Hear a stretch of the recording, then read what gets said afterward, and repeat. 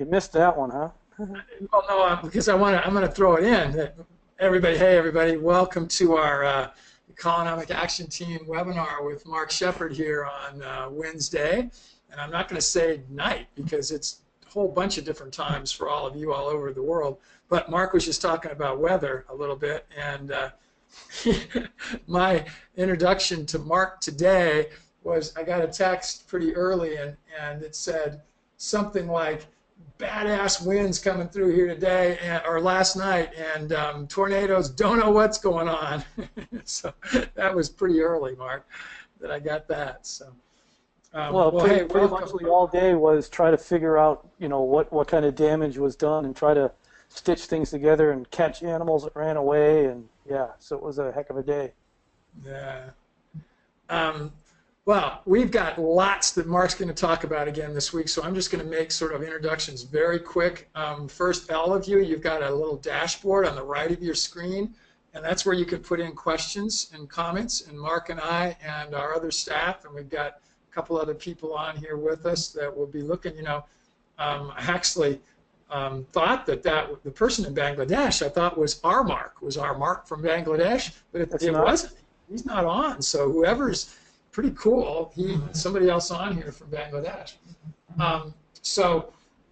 We're going to just cut quick on the introductions. Just a couple things. One, the Facebook group. If you have not yet gotten an invitation, send me an email and I'll get you one for sure. At the end, when Mark's done today, I'm not going to do it now because I want to get him going right away. I'm going to show the Restoration Ag Smart Members site, which I've actually been trying to get all of you made as members of that, because that's where there's also a number of other free webinars and talks and different things that Mark has done, and other really great information about Restoration Ag. One thing while I'm remembering it, tomorrow I'm going to be a guest on a show from Regeneration International, and it's going to be with a group of other people. If any of you have any questions that you want me to ask them tomorrow, put it in the chat or email me later or something, and I'll just make sure I get it to them. That's at 2 o'clock my time tomorrow, which is Mountain Time. So if you get it to me before that, if you've got something you're wanting to learn about, and share it. There'll be a bunch of people from all over the world there from different groups. So if you want to have something that way. Let's see, what else? We're over 500 members now, really cool. Had almost 200 that were registered for tonight. We're getting tons of people coming on here. So thank you, everybody. But lastly, this is your team. Mark's here to help you become better farmers and have aspirations and just to do things in a very,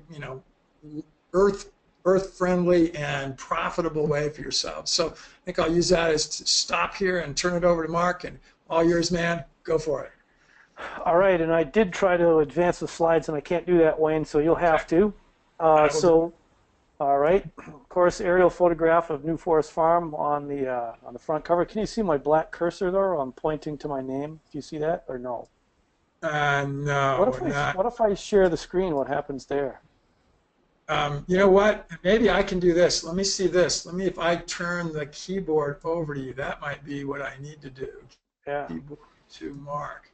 Let me do that. Let's see what you do if I do that. Maybe it gets to where you can have it now. So what happened now? Is it theoretically mine? It should be. You should have probably gotten an invitation. I had to say yes that I had given it to you. Let me make sure. I'm going to do it once more. Yeah, it says that you got it. But there's it's not. Wait, it did one of those blinky things. We'll figure this out one of the years. So why don't you just go ahead and advance it, Wayne, to the next slide. Yeah, and I've got to now find it at the bottom of mine. Notice how I put the name here, that the Restoration Agriculture Forest Ecology Exposition. We don't need to see all of them yet. I chose the word exposition because it's a comprehensive description and explanation of an idea or a theory. Oh, wait a minute. What just happened here? My thing said leave webinar. I didn't want to do that.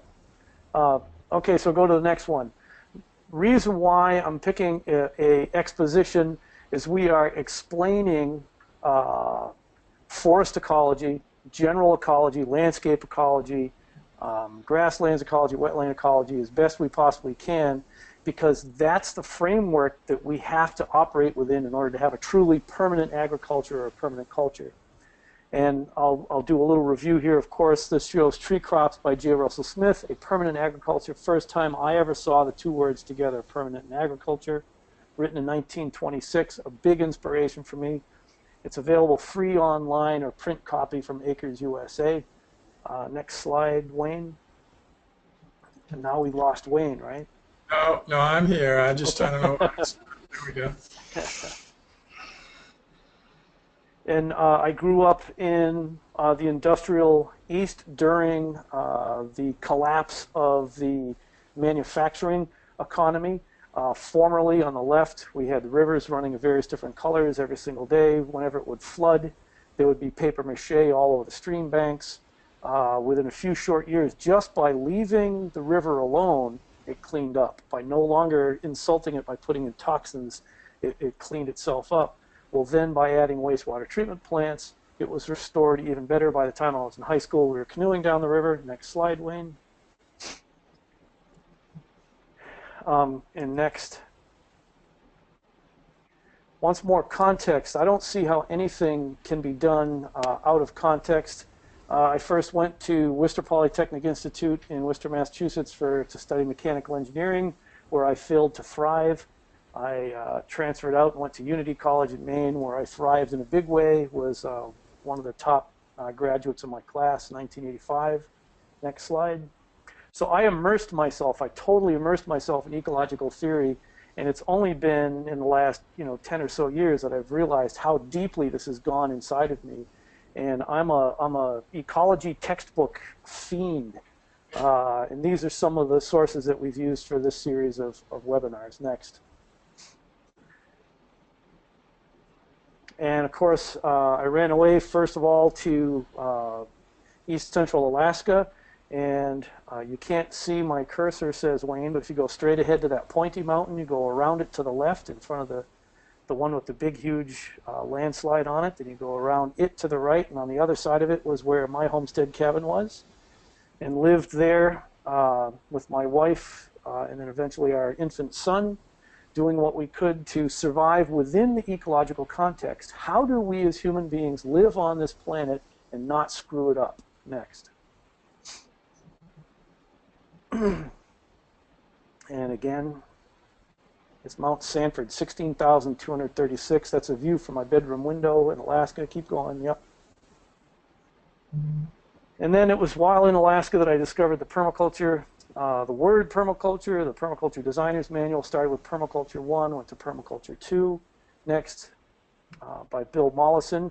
I began a written correspondence with Bill Mollison and took some of my training directly with Bill via correspondence. I'd write something and then mail it to him, and then he would review my work and send it back. He'd send me to interviews with various different teachers around the world. Next. And eventually he granted me a diploma of permaculture design. And what I like about permaculture design is that I've tried to give this presentation on forest ecology. I just can't take it out of the context of permaculture, because we as human beings have a responsibility to live in an ecologically sound way. We have a responsibility to live on this planet, take care of our families and our children and others, and not mess up our nest. In the sentence in white here, it has been one of the central goals of my life ever since I first heard this, and that the aim of permaculture is to create systems that are ecologically sound and economically profitable. That's what this webinar series is all about, to help you to create systems that are ecologically sound and economically profitable. I am not here to teach you how to draw pretty pictures. This is not about permaculture design. This is about systems that are ecologically sound and economically profitable. We are practitioners. We're doing it on the ground. We're growing food. We're raising families. We're participating in the economy for real, not just drawing pictures. Next. It's a radical difference. I love that it's based on an ethic, care for the earth, care for people, and some sort of equitable economic system. Next. I also, while in Alaska, discovered this book written by David Holmgren. He was one of the co-originator of the permaculture of the term and the methodology. Next, in Holmgren's book, he set out a series of principles, and we unfold permaculture on the ground by attempting to follow these sets of principles. Next slide, Wayne. Yeah, I don't know why, but it's not moving right now. We gotta. What's going on? Everybody look at that spiral in the middle and put your finger in your nose, look at the ceiling and spin around. And we're still, this whole series that we're doing on forest ecology really is all about principle number one. We're going to observe, imitate, and interact. We have to observe nature, imitate its systems, and interact with it. This is not a couch sport. This is a roll up the sleeves and get your fingernails dirty kind of operation. We are going to actually observe nature. We're going to learn how it works. We're going to imitate how it works, and then interact with the system that we've created, that we have designed and implemented following nature's lead. And all the other principles follow as well. All of these will be embedded in what we talk about. Next slide, please. And from Mollison, once again, work with nature instead of fight against it. Do the least amount of work that has the greatest long-term effect. And think about that. Growing anything, any kind of crop for any kind of food or fiber or medicine, there's so much work if you try to grow something that doesn't really belong there. But if you just look at the ditch on the side of the road, there are plants growing in the ditch on the side of the road, whether you're in Arizona or Bangladesh or in northern Alaska, or even in Saudi Arabia. There are weeds growing in this ditch on the side of the road. Pay attention to those weeds. They know something. They have some tricks. Let's learn what they are, learn how they act, learn how they behave, imitate that, and work with them instead of fight against them. Next slide. And we'll go through all of these. These original Holmgren principles and the Mollison principles are fundamental to this whole entire presentation. And then, of course, a lot of my work is inspired by Yeoman's Water for Every Farm, the Keyline Plan. Next, and we'll deal with that later on in a separate set of webinars. What I like about Water for Every Farm, it set this out, and this is really important. It has an order of operations. When going to a piece of land, we're going to concentrate on things systematically. We're going to deal, first of all, with the things that we have the least amount of immediate control over, and then go down to the last thing that we're going to do is the stuff that we have a lot of immediate control over, and that will change rather quickly. If you look at something like the climate, yeah, we do have an effect on the climate, and we can have a little effect on it, but it's not dramatic and it's not fast. If we live on mountains, there's really not much we can do about that except for blast the mountain apart. Yet down at the bottom, soil, we can play with soil. I can go ahead and lay 35,000 tons of gypsum on a piece of ground and totally change the soil chemistry in the snap of the fingers. That's a real quick change. It's real easy to do. It's one of the last things we do. If you consider this on a scale of like redwoods and radishes, instead of doing the radishes first because we think I'm going to get a quick cash flow in 3 weeks, if you do that, if you concentrate on number 8, work on the soil, work on the soil, work on the soil, you'll never get out of that. And look at where conventional chemical agriculture is, and look where organic agriculture is today. It's stuck on tweaking the soil, tweaking the soil, tweaking the soil. They barely get into pest and disease cycles, etc. And then how do they deal with pest and disease cycles? You fight against them with more ingredients. They'll never get off that quick return, short-sighted thinking. Whereas if we started thinking about redwoods first, knowing that in order to get a redwood, we have to go through a long series of succession through a period of years in order to get these redwoods established, we'll start with radishes. And so we need to be thinking long-term first, deal with that first, the big issues first. Climate, land shape, water, roads are more significant, more long-term. Don't worry about the quick turnaround stuff until later. Next slide, please. Oh, and Wayne's going to have to pay attention tonight. And so from Alaska, my wife and myself and our infant son, Eric, who happens to be now 22, He's a geologist, and he's doing some field work up in the mountains in Utah somewhere. We moved to this part of Wisconsin to actually implement our vision of an ecological agriculture, which has come to be known as restoration agriculture. And that's our house, built our own house, earth bank, built in, we produce our own power, yada, yada, roof water collection, etc. Next slide. We're not just talking about it or designing systems for others, we're living it ourselves. And if you look at the context that we're in, the homesteads in this picture, the homesteads have a little grove of trees around them to protect them from the harsh elements. And everything is corn and soy, corn and soy, corn and soy in various different contour strip patterns, which is nice. A lot of erosion if we look in the foreground. There's some erosion down below. And yet there's this wacko crazy guy with this bizarre-looking, ecologically designed farm. And for you to have a farm like this, or ranch like this, whatever you want to call it, that's our goal, is we want to have actual practitioners on the ground, actually changing the ecology of this planet, interacting with the hydrology, rainfall patterns, wildlife, pest and disease cycles, natural succession, the natural processes of soil building, water purification, and on and on and on, carbon sequestration. Next slide.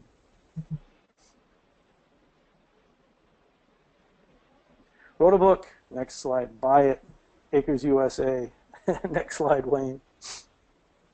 Okay, so distilled short and sweet, this is the restoration agriculture process, is to identify our biomes and its keystone species.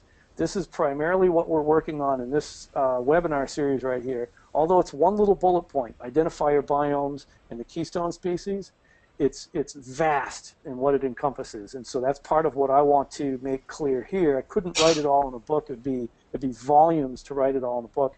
So let's have a discussion about it. And since each one of us is going to be interacting with our own particular property on the fly, interactively through time, we'll be able to teach ourselves and learn as we go. We'll do our earthworks, our water management, we'll establish edible woody polycultures, and everything will follow the pattern that our water management pattern sets up. We cash flow through our agroforestry practices, and we manage forever and ever and ever. Next slide, please, Wayne.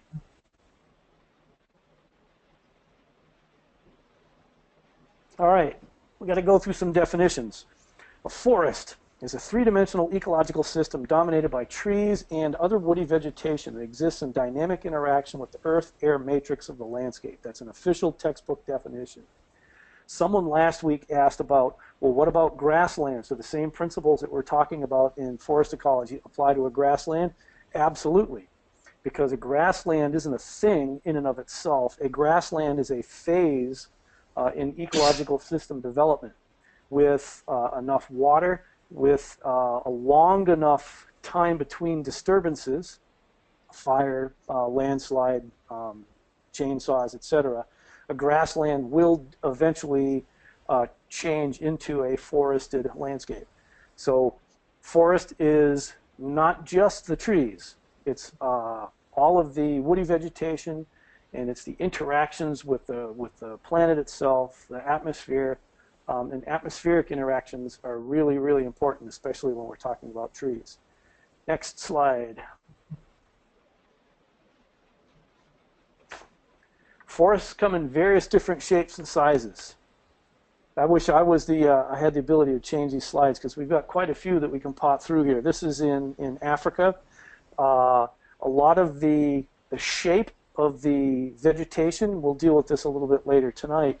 The patterns, the structured layer of it, the shapes of the trees are determined by weather, by soil, by available moisture. If you notice, these trees have rather large trunks and limited branches and leaves.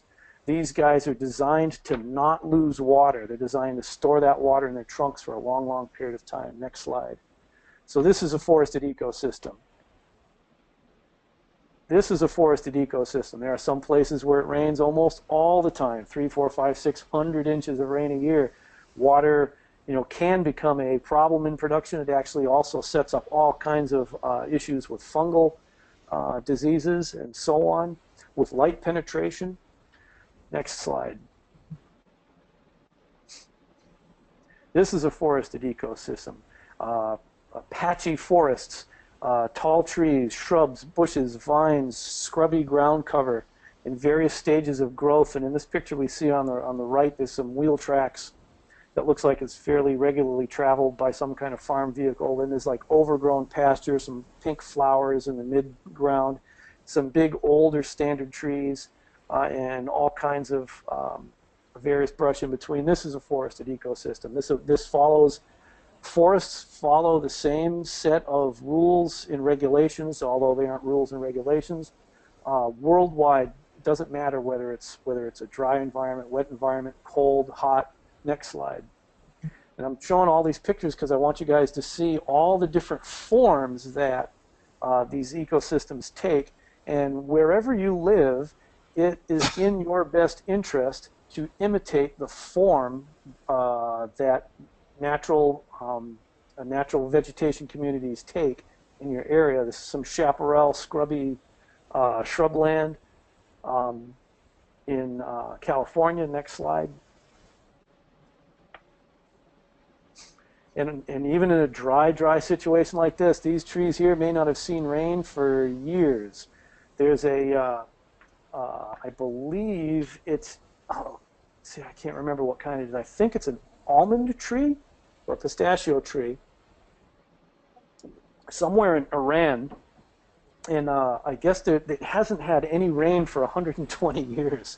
And it's just, it's like the only tree, as far as the eye can see. If you were to try to go to this place right here and establish, go back right there. If you were to try to go there and establish a food forest, you have this concept in your mind of what a food forest is. Your concept is wrong. It's merely an idea. What we have to do is observe reality and imitate that. So if this is what your place looks like, this is the type of reality that we can strive for. And yes, trees are part of this system. Next slide. Where I was up in the far north was in the boreal forest region. You see these very tall, skinny trees adapted to heavy snowfall and a low angle light. It's a solar panel that's vertical. In the equatorial regions, a lot of trees have a very flat canopy this way because the sun's straight up above.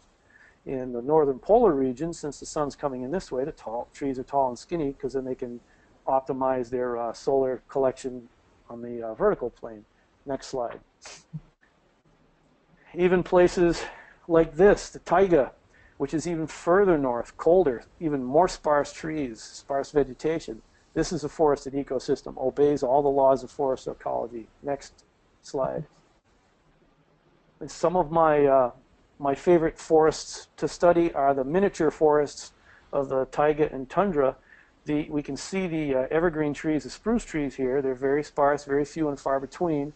Oftentimes they'll form clumps because they can protect one another from the elements. But all of the ground cover that we see of various different colors here, are different woody plants. Much of the maroon and pinky purple is blueberry. A lot of the yellow is dwarf birch. Next slide. And until we get very, very far north and very harsh climates, we even get down to these miniature forests right here. You see these little spikes with all the poofy down all over the place. This happens to be a willow forest. This is a tundra situation just short of the Arctic Circle, and all those little spikes with the puff coming off of it are the catkins on willow trees. This is a forest. Next slide. And if you're in this part of Alaska, you would be best to imitate that type of forest form. Now, forests can be described different ways, and we'll deal with that a little bit later on. They can be delineated, and for ecologists, they need to be able to talk about units of area, units of size, units of similar species, units of similar hydrology, so that they can talk about something discrete and definable. When you take a bunch of these little forests together and put them in a region, we're talking about a landscape. And a landscape is a somewhat heterogeneous area composed of a group of different ecosystems with different interacting earth, air, and life going on.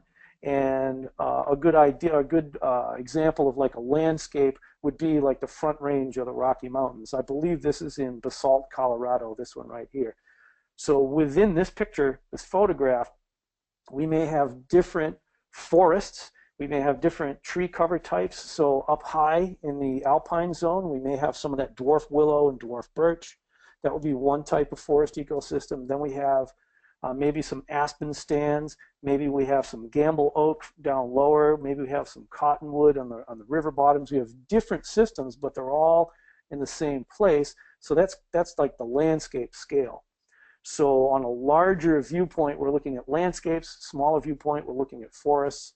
And if we remember from last week, if we get smaller still, we're talking about individual stands of trees, which are clumps and groups of different trees that are identifiable, that this is obviously a stand of pine, this is obviously a stand of spruce, this is a group of beech, a group of aspen, etc.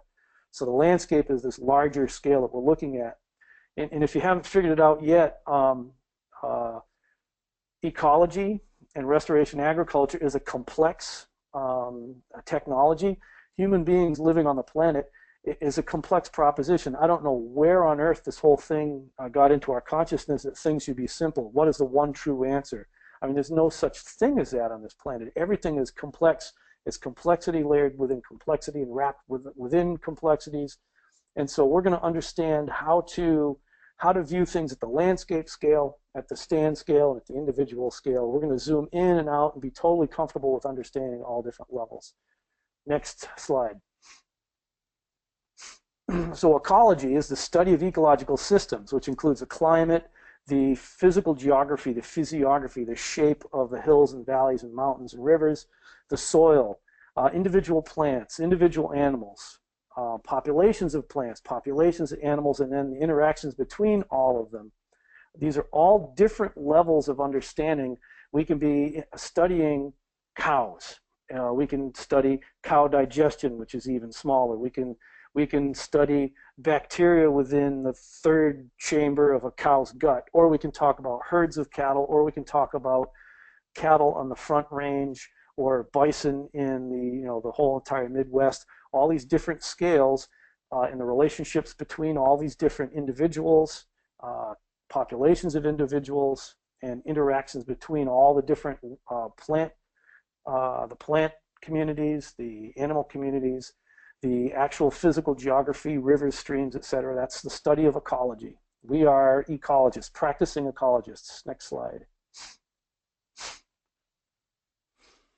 And I don't want any of you guys to be ashamed at all about using the word, oh yeah, I'm a practicing ecologist. You can't officially call yourself an ecologist because you haven't published papers with a PhD at the end of your word. We'll talk about that in another couple of slides. Now, forest ecology is the study of the forest organisms in their response to physical factors in the environment, the relationships between them, between individuals, communities, within the whole system, between systems. That's forest ecology. If you're going to focus on the grasses, perhaps you're a grassland ecologist. Now, a forest ecologist, and I think my next slide says this, isn't necessarily going to be thinking at the landscape level. But a landscape ecologist will be thinking at the forest level. And the previous slide did show some human settlement.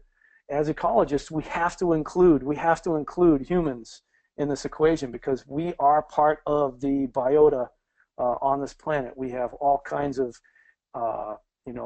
things that qualify as the earth element, from pavement to buildings, etc., the constructed environment, and we have an effect on the vegetation, lawns and rain gardens, that sort of thing. Next slide. So we have to include humans in this. And some of you guys, at least the Colorado people, will know about that, know about this area. This is once again the Front Range of Colorado. A forest ecologist is a landscape ecologist, a person whose domain of interest and practices encompasses forested landscapes of many different scales. And a landscape ecologist will be a forest ecologist, but a forest ecologist is not necessarily a landscape ecologist. Some forest ecologists never look at the larger processes. Some forest ecologists only look at stands of woody plants, etc. They never expand their lens. As restoration agriculture land managers, we are landscape ecologists. We are going to understand things at all these different levels of scale. Next slide, please.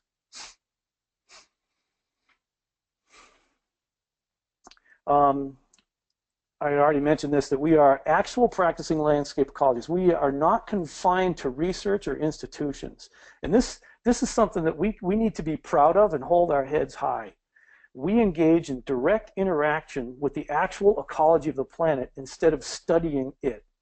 And better than that, instead of studying it from books or online, we are actually interacting with the actual ecological systems of this planet. So our knowledge is a fundamentally different kind of knowledge than anyone who has a an MS or a PhD after their name and calls themselves an ecologist.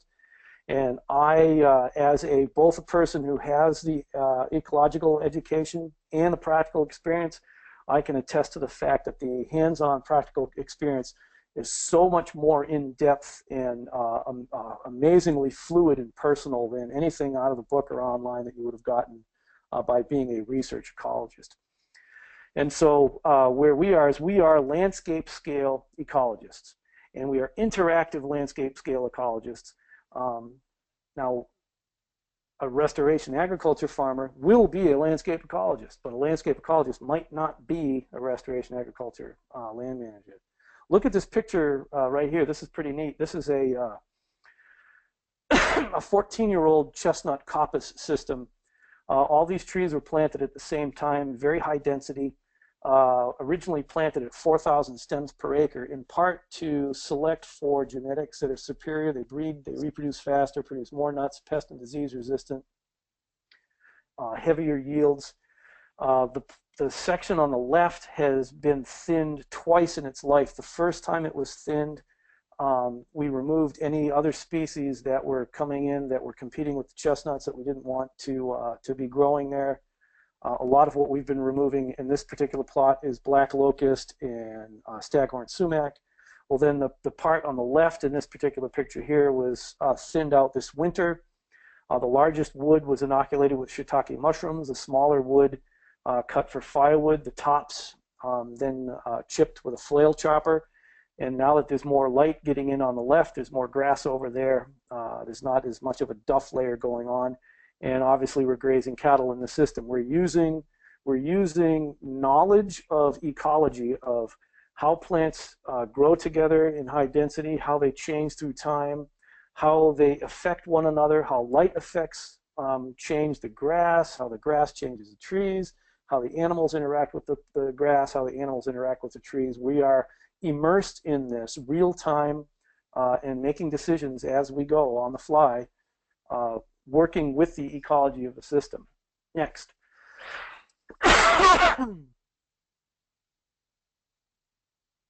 You've already noticed it, that there's different scales that we're dealing with here. And in the ecological world, they talk about the micro, meso, macro, and mega scale. And I don't exactly have, I'd have to look it up in the book where it is. But down on the micro scale, they're talking about meters square by meters square. You could be a genuine ecologist studying this little square meter of soil. I ran into some research about 20 years now about some ecologists who are studying the succession of caribou dung pile up in like Gates of the Arctic National Park. This caribou dung pile was some 30 years old and it hadn't completely decomposed yet. And they were watching how these kind of lichens took over first and these kind of mosses came in. And when I found the research, it had been 30 years, and that's probably close to 20 years ago. Here's this 50-year-old caribou pile that somebody is studying it. That's a micro-scale ecologist, long-term, long time, big time, but very small scale. So you can do things on a huge spatial scale, like planetarian scale, huge time scales, eons and eons and eons, or short time scales and small spaces. Next one. Another way to think about ecosystems is with the various different kinds of disturbances and the various different kinds of responses that they have to disturbances. And this has a similar, these charts have a similar layout. Size is the bottom scale. Each of these three blocks has three different examples. So from left to right, 10 to the 0 to 10 to the 12 plus is larger space. And on the upper column, going this way, is longer in time. If we look at everything from a disturbance event like what happened in our neck of the woods last night, huge windstorm, lots of wind shear, trees snap, kaboom. You know, it was like a 2-hour event. It was done.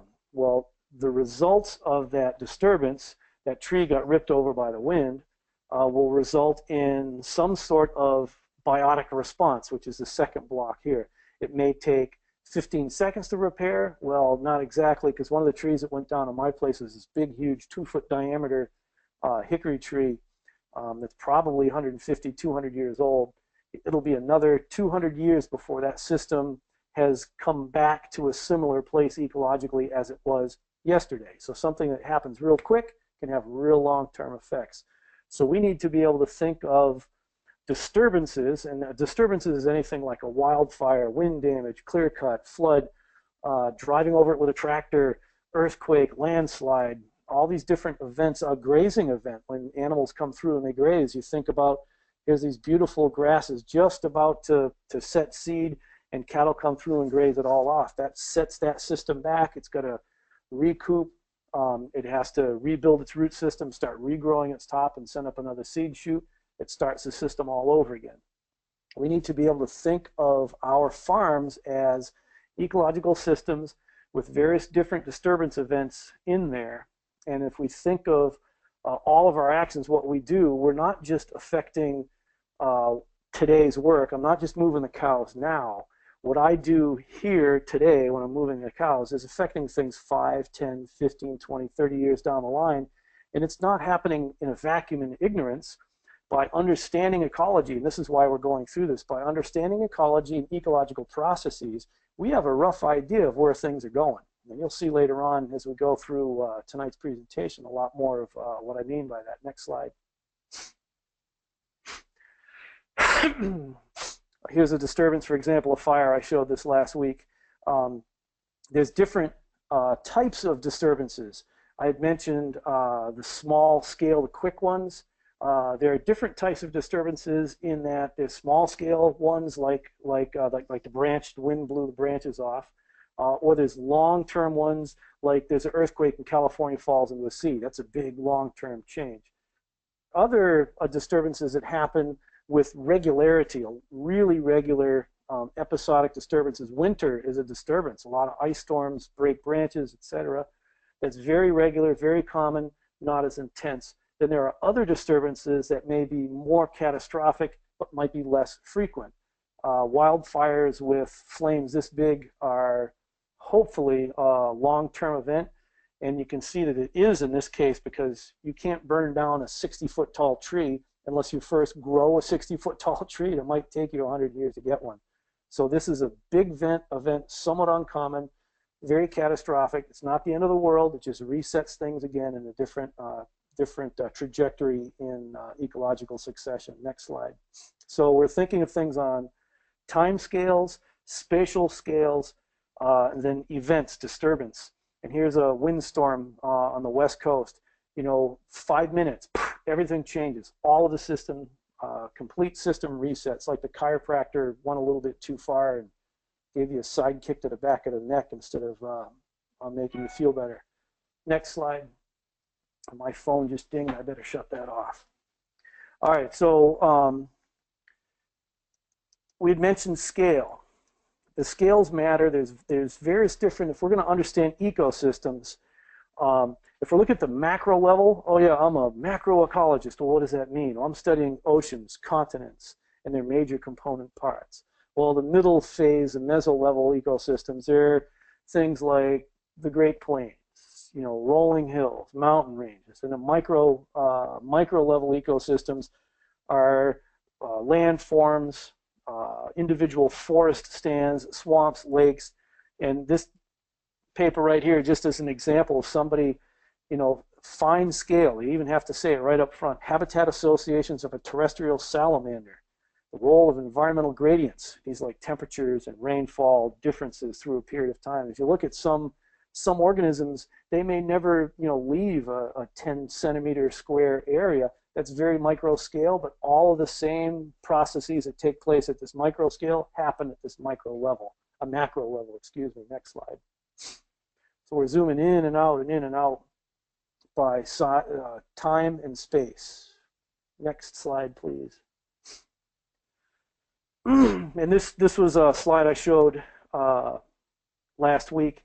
And if whatever we're doing, whenever we're having our conversations as restoration agriculture practitioners, we need to have an understanding within ourselves, and when we're communicating with one another, kind of like at what level is this particular effect taking place? Is this something that we noticed at the cellular level? Is it at the organ level, at the organism level, or is it something at the whole entire ecosphere level?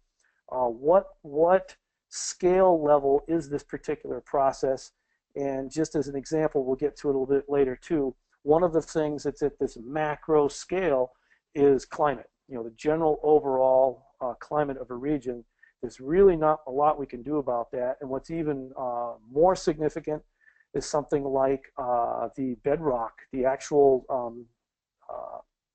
you know, physiognomy of the land itself, the physical geography. We can't really change the fact that here in the upper Midwest, we're on sandstone, limestone, other places.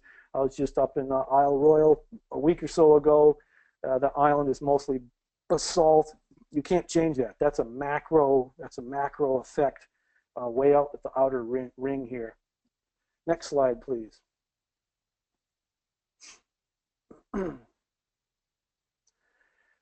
Yeah, so just to say that us, restoration agriculture land managers, we need to think at all scales. We need to think at the scale of one cow poop in a pasture. Does it have bug holes in it? Are dung beetles taking it and rolling it away? Are there this kind of fly in it, that kind of fly? We need to operate at that level all the way out to the global scale in our thinking. How does the climate affect what plants I'm going to choose as my perennial ecosystem? How does the geology affect the plants that I choose to plant? So both ends of this scale are important for us as practitioners. Next slide.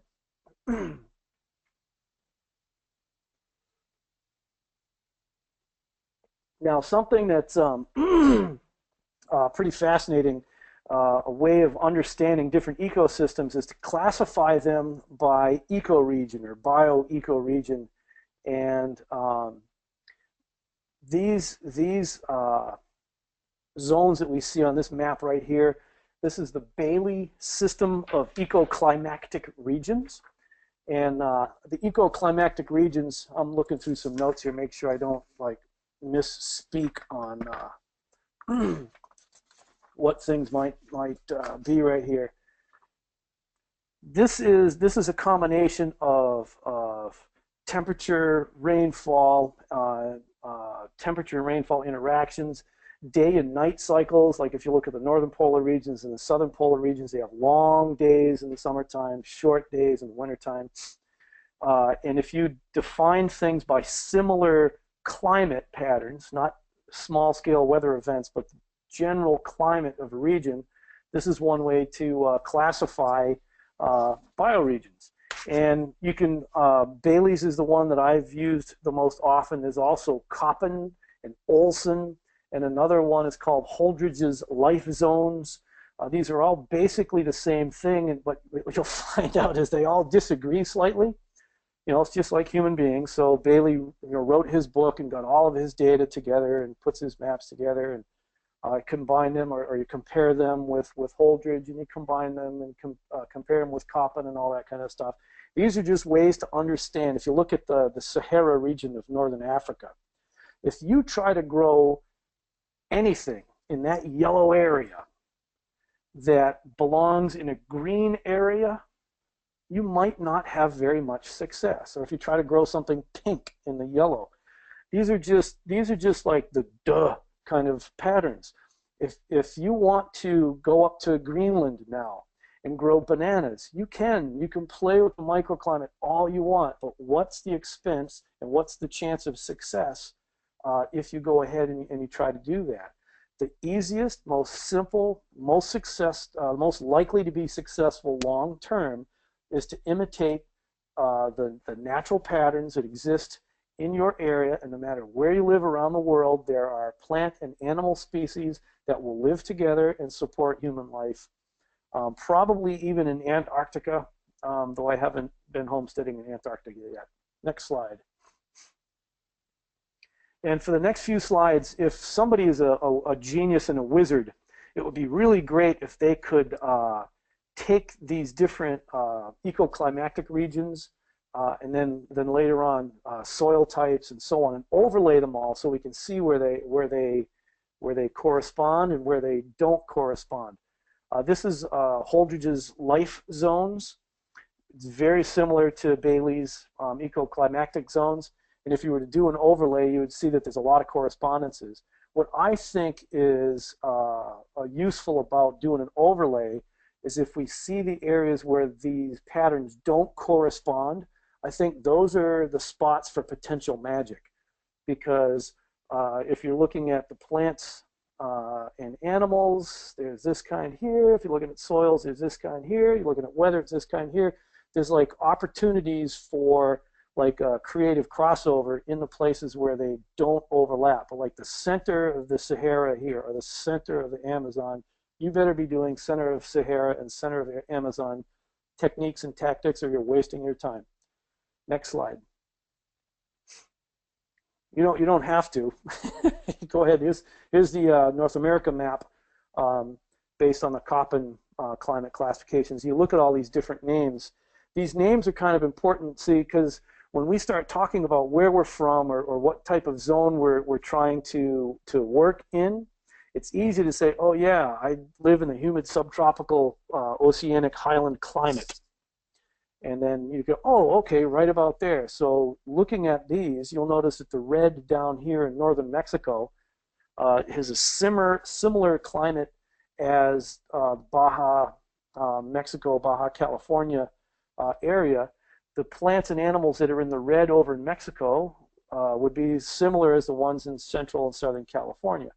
Likewise, the blue maritime in Nova Scotia, Newfoundland, would be similar as the blue up by Great Slave and Great Bear Lake up in Northwest Territories. And so if you live up in the Northwest Territories and you don't have a whole host of species at your disposal, go look over at Newfoundland, Nova Scotia, which is a similar climatic zone, see what they have, and then start using likely candidates that will work in your ecoclimatic zone. Next. So none of these maps agree with one another. These are all guidelines to give us hints at what to do. Now, what's really fascinating, it bothers me as a creative kind of person, a guy who likes to breed plants and animals, is to look at this, and what's fascinating is the #1 top driver of plant communities and animal communities around the world actually does happen to be soil. Well, not exactly. It's not exactly the soil, it's the parent material of the soil. And so one can get into this little funny zone where I kind of stay. It's like, well, no, the soil doesn't drive the plant community. The plant community made the soil out of this parent material. So if you're in an area that has the big green that you see going up and down the middle of North America there, all a similar type of bedrock underneath it, all the yellow similar type of bedrock, the light green similar bedrock, you're just going to have similar plants there. So if you want to go down to the southeast USA where it's all yellow there, and if you want to do something from the orange up in Alaska, even if you're getting it from southern Alaska, Oregon, and Washington, where you might have similar climate as like Virginia or Georgia, you won't have the same amount of success if you stick with things that are more similar to your region in Georgia. It has almost everything to do with the bedrock of a place. And you think about it, if you like in my situation here, we have a dolomite limestone cap on top of sandstone. Dolomite is a calcium magnesium carbonate. Notice I said calcium, magnesium, and carbon. There weren't a lot of other minerals that I threw in there. Well, because they aren't there. Well, in the sandstone, it's a very high silica sand. So, calcium, magnesium, carbon, and silica. Well, what about, boron and copper and iron and all these other minerals that are necessary for plant and animal growth and for good health, they're deficient. That's where we get our notion of soil deficiencies, because if we have crops that have specific requirements, the bedrock will produce soil, the plants and animals interacting with the bedrock will produce a soil that can really only has the minerals that were available in that bedrock.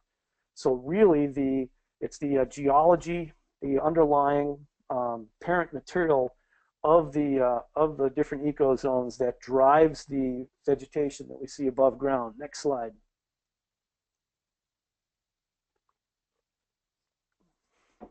Next slide. There he goes. And just this another picture. This describes the different soil orders. These correspond very, very well with the Bailey ecoclimatic zones. I'm more of the Bailey zone guy because it more closely matches the bedrock patterns, which is pretty fascinating. So next slide. So you notice these last couple. First we were talking about climate.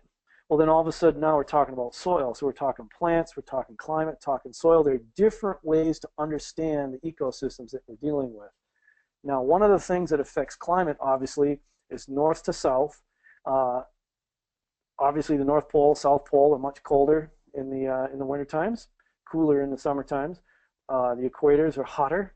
Well, elevation has everything to do with everything as well. As the altitude, the elevation in the landscape increases, the air temperature drops by 3.5 degrees Fahrenheit, not Celsius, per 1,000 feet of elevation gain. Every 1,000 feet you go up, it's approximately 300 miles either north or south toward the pole. And so we've already talked about, we've got different time scales that we're dealing with, different spatial scales, everything from a cow patty or a caribou dropping to the front range of the Rockies to the Great Plains. Now we're talking different weather, different rainfall, different hot and cold, different elevations.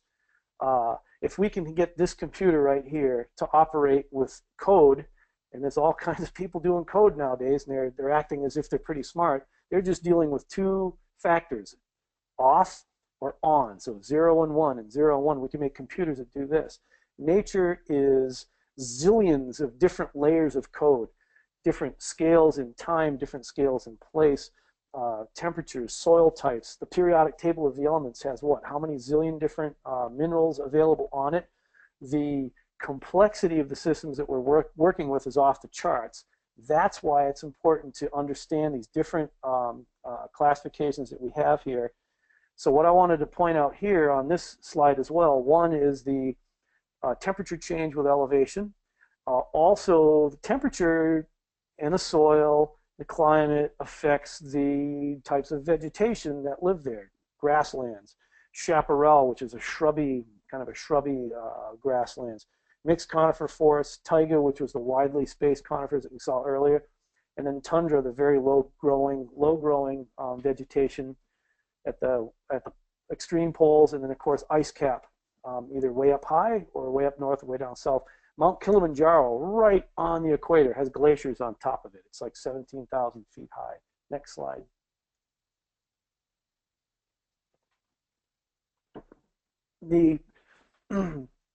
Now the physiographic method of describing ecosystems, it's not the climate zones, it's not the soil types, bedrock types, it's land forms, mountain ranges, drainage basins, large, lake areas. This is a real useful way of distinguishing landscape ecosystems because your weather can change, climates can change. So far we have evidence that our climate is changing pretty rapidly right now. But what's not going to change really rapidly are the mountains. Those Rocky Mountains aren't going away anytime soon. Unless you got places like Mount Rainier, Mount St. Helens, and Mount Hood, they could go away overnight. But that's a radically different ball game. The physiographic method, once again, I'd love to have somebody overlay the ecoclimatic zones, the Holdridge's life zones, the soil types, and then the physiographic zones, just to see where they overlap and where they don't overlap, and where these magical between spaces are because we could really get creative with those. And once again, look at the scale from on the right, everything from a global scale to continental scale, North America, to California. We can even scale down smaller and smaller and smaller until eventually you're studying this one little bowl or pocket. There's a couple of videos I did just looking at a tide pool. We can look at the ecology of a tide pool and learn so much about how that tide pool works. That's on a micro scale, or we look at the whole entire planet. Restoration agriculture, land managers, we're going to look at all scales and do our best to understand both ends of the spectrum and everything in between. Next slide. And then I'm going to, because of time constraints, I'm going to call it on, I think, this one and the next 2 or 3. If we start looking now, we can look at ecosystems and classify them according to their vegetation types. What kinds of plants are there? And if you look at the words here, we've got tropical rainforest, tropical semi-deciduous forests, scrub woodlands, and so on and so on.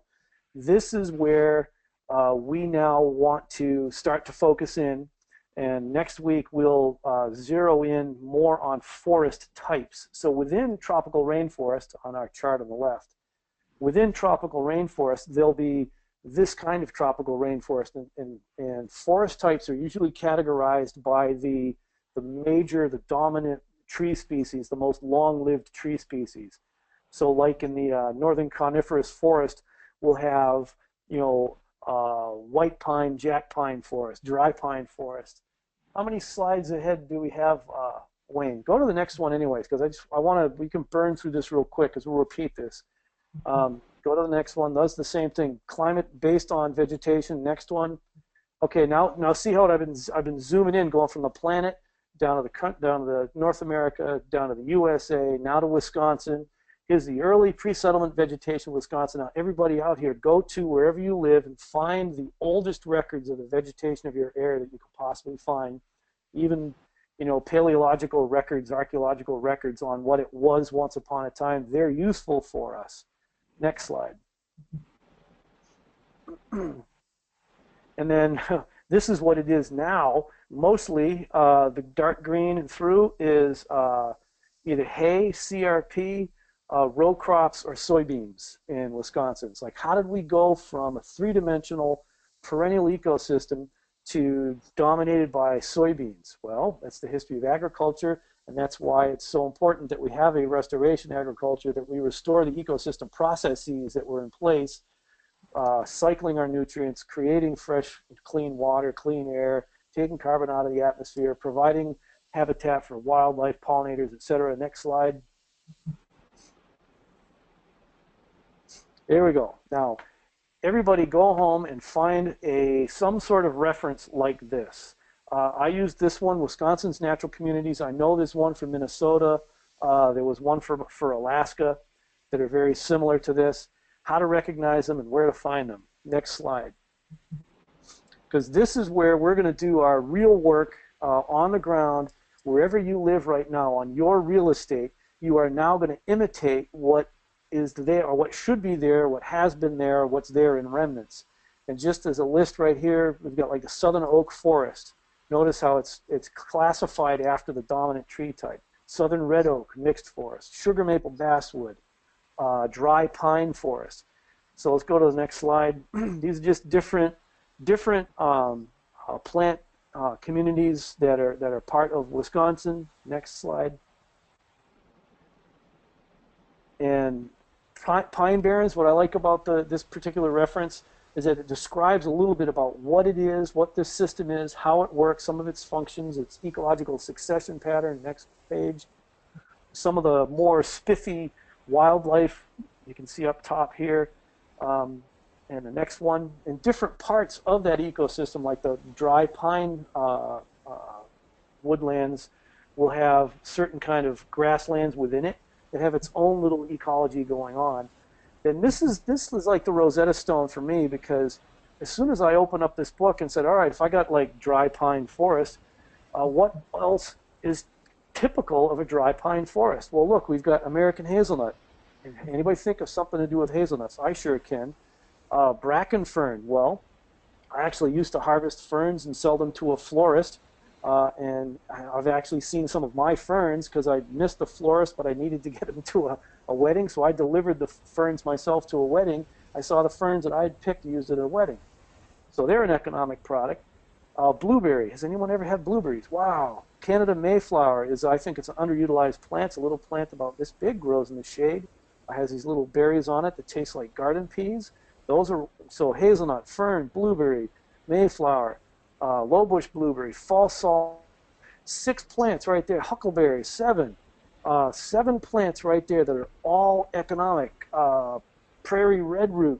I wonder if that's the same thing as bloodroot. I'm not quite sure. Sand cherry. Anybody had anything to do with cherries before? So, geez, I got 9 or 10 different potential crops. All I have to do is imitate the natural plant communities in my area, and I can set up a perennial ecology on doing genuine ecological restoration, hence the restoration in restoration agriculture. We're maintaining this restoration work by harvesting yields and selling them. And some of the important contributors or important components are the animals. We can't underestimate the importance of animals in ecosystems. I think it's the next slide, and we can. Yeah, and some of the mammals, look at this up in the upper right, coyotes and chipmunks and foxes and squirrels. Well, that's what you'll see at the park now, but what about the large herbivores? What about the deer, elk, moose, and bison that are native to Wisconsin? What about mastodons, 6 species of giant sloth, armadillos, camels, 2 species of giraffes that were recently native to Wisconsin? All right, fine. If we can't do all those, let's do cattle and yaks and water buffalo, sheep, goats, pigs, horses, ducks, geese, chickens, guineas. This should be obvious by now that what we're doing is ecological restoration. We are landscape scale ecologists. We're going to be doing it at the farm or ranch scale, and we're going to be using these particular systems that are our natural ecosystems. We'll substitute preferred and improved varieties for all of these other varieties there, but we will manage it as an ecological system, harvest the yields, and pay our bills along the way. And that's what I have for the presentation tonight. We'll repeat a little bit of this tail end. Let's keep it right at there, right at that one there, Wayne. That's the last one. Nope, I was going to go to the one where your mind's blowing up. So oh, you can do that. That's fine. Which one did you want? Back at the Oak Savannah one. That's fine. That right there. I've showed that slide a zillion times. That's exactly what I did. I went right to that book and I picked out the species. And in this case, it's tall to short, from the Fagaceae down to the raspberries, berries, currants, foraging annuals. That is the pattern of most of my farm. And if I walk away from it, it's all perennial. It takes care of itself. It will run itself as a natural ecosystem. If I leave it alone and let it run itself as a natural ecosystem, it goes through succession, and it changes, and it may not have the crops in the right blend that will generate me the incomes that I need to pay my bills. So then I have to go in and disturb the site with some sort of management. Either I cut trees, I grow mushrooms, I graze more animals, I have controlled burns, whatever it is that I do a landscape entry, harvest a yield in order to maintain that system in somewhat of a ecological balance and to derive an economic livelihood. And that's what I have for this evening. And questions, and I don't have that toolbar anymore, Wayne. I don't think I can show it. I've got all the questions here, and there's not a lot yet, but maybe if some other folks have some. How much time do you have, Mark? Well, it says 7:36, so I've got like 10 minutes at the most. All right, awesome. So somebody made a comment. Eric actually talked about how I think he might be raising his hand even and saying that it would be nice to have a software where all these things could be different layers that you can zoom in and out, and that would be awesome. Nicholas says, what are good resources to find this information? GOO Go. Yeah. I started at a library, and I went to all these different sections on nature and natural resources, and piece it together that way. And that was, this particular slide that we're looking at right here, that particular one was put together in 1984. So this information is out there and available. We just have to find it. That book plant communities or natural communities of Wisconsin. I know there's books from several different states that have that. If maybe Science News, if you go to their website, they might have a book section where you could find it. That's where I get a lot of interesting stuff is from Science News book site. But back to the software thing, think about what's happening right now. All right, and this is not intended to be funny at all. This is no joke. We're talking serious business here. We're living on a planet. The keystone species, human beings, these are the organisms that have the most impact on the planetary environment as a whole. And as a species, in aggregate, our economy is destroying everything as fast as it can in order for us to have our livelihood. That can't last forever. Is it going to last 10 years, 1,000 years? We have no idea how long it's going to last. You can't continue to destroy and degrade your resource base and get yields from that. So what has to happen at some point in time is we have to start with individual points. And we're starting now a huge movement worldwide that is going to make the change one piece of property at a time. You and you and you and you, and we are landscape ecologists, we are restoration ecologists, we're restoration agriculture ecologists, and we need to start creating refugia of the major species of our regions to keep the biotic integrity, keep that web from raveling apart. We need to hold it all together, and it's up to us. And I think long term, we need to be tracking what we do. So the guy who was mentioning software, we need to track all of this because we need to understand as time goes on, nobody yet has done ecological restoration at state and continental scale. So all of us smaller people who are doing it bit by bit, we are actually part of a larger aggregate movement doing this. What is the net effect ecologically of all of our activities? We need to know that, and some good tracking software. Go out and plant your trees and shrubs and bushes and vines first, and feed yourself and your family and others. Then develop the software. I'm going to take you off the hook on one here. Sam asks, do you think that university ecology has something to offer restoration agriculture? What about agroecology? Before you answer, think about that for a second. I'm going to jump in, and having been a college professor for a number of years and still am on an adjunct basis, there's certainly something that any kind of education will always offer you. What we hope that we're doing here through this whole program that we're calling EAT, and having people like Mark and myself and a number of others really who are doers. We've lived our lives doing what we're going to teach about. That's not often what you get in a university setting. And I'm not indicting any given location or any given school or anything. It's just not what those folks do. Most of them went through programs all the way through PhDs. They might have went into postdocs, and they've never done what Mark's teaching. That's a criticism that a lot of us would have, frankly. So that's my take on it. Mark, you go ahead. And it's not necessarily a criticism. It's just an observation. It's a fact is that I have lived within ecosystems intentionally, consciously, as a trained ecologist for the past 30 years of my life. I've interacted with those ecosystems directly, personally, using ecological knowledge and principles, and I've derived my economic livelihood from that interaction. There are no professors anywhere, there are no permaculture designers anywhere that have done that. And I'm not saying that they're wrong.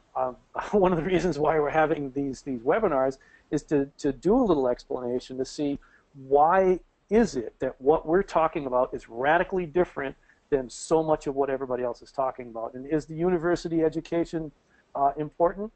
If you're looking to do it in order to get a job, I'd like to discourage you from that. If you're looking to do it to learn ecological principles, absolutely. We need more people who are thinking permanent agriculture, perennial agriculture, permanent culture, long-term ecological sustainability of human habitation on this planet. We need more people within academia, within agencies, more people thinking in that particular direction.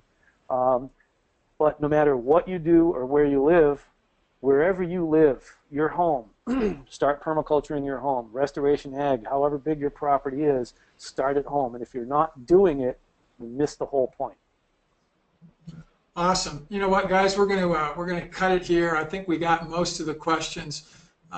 If you like this, would you maybe just throw a 1 up on the board here so I can let Mark see it, and if this was good for you. We'll just be continuing this week to week to week. Everybody that's here, I did say something in a couple of the announcements that I put out, and get lots of 1s here, Mark, so everybody's thanking you. I said that we'd do a little gift for somebody who stays around, and it was pretty cool. We've had as many people that started this that are here at the end. That means that we're really getting great intention. By the way, I don't know what book. Brad asked, maybe one more question here. What was the name of the book again? Brad, maybe ask a little more specifically. Mark talked about a bunch of books here. So put another one up there. One on the meso scale that's more like on the farm and ranch scale was, for Wisconsin, was Natural Plant Communities of Wisconsin. Yeah, and that's the one he asked. Yeah. That's the one he asked. That's a Rosetta Stone. You just go to a place, you open it up, and you just pick out the species. It's so cookie cutter. It's not funny. It's great. So did you get that, Brad? And this will be recorded. I'm going to just say that. This is being recorded, and it's really likely that there'll be a replay. We've had great luck with it so far. All of these are replayed, folks, but because you guys are all here, I'm going to just sort of randomly do something. I'm going to pick one of you just by flipping through the list, and whatever my cursor ends up on, it does. I'm going to give you a little gift here, and that person is John S., who's still on here. John, you have won a little gift. We are going to give you a donation from each a copy of Mark's book that I'm gonna throw in. So if you've already got it, John, we'll figure out something else for you. I'm sure Mark, we can even convince him to autograph it, but that's restoration agriculture. Bad signal. I can't hear a thing. That's So John S., you have won yourself a book. And everybody, it's awesome having you all here. Same time, same station a week from now. Tell your friends about this and tell them to get in quick. And here's why. I've said this before, and it's not going to happen overnight. But we're getting so big with this that, frankly, and I've said it from the start, sometime down the road, if you haven't gotten involved early, like all of you have, so you don't have to worry about it, but if your friends don't, they're going to be paying for this. This is not going to be free forever. This is too good of information. And I said it as we were introducing this, we're modeling something after something called the OMG system that's out there that's got tens of thousands of people involved in it now. The people that do that, and it's learning how to be an internet marketer, they pay $700 a month for it. I pay $700 a month. I'm a member of it. Down the road, as this gains traction 2, 3, 5 years from now, you know, that's going to be what this thing's going to cost. You folks are all going to be in it for life if you stay involved with us. So anyway, thank you for all coming. Join the Facebook group. Tell people there what you're doing, why you're there, what we can give you help with. There's been all kinds of other people that have done that already. Go on there and see really neat stories. Got some other questions coming in here, and we'll grab those for you. I'm going to let Mark go. And Eric, you've got a bunch of comments. Eric's a good friend of mine. Mark, I'll make sure I get questions from him. He's out in Washington. He's actually out at a really cool place right now, and we're going to probably try to see if we can get him give a little story about what he's doing out there at some point. He says, thanks. Everybody's saying thanks. I'm going to turn off the recording now, everybody, and say good night. Mark, thanks again. Hopefully not too many trees went down, and you and I will talk, I know, in between now and next week. But thanks, and thanks everybody for being here.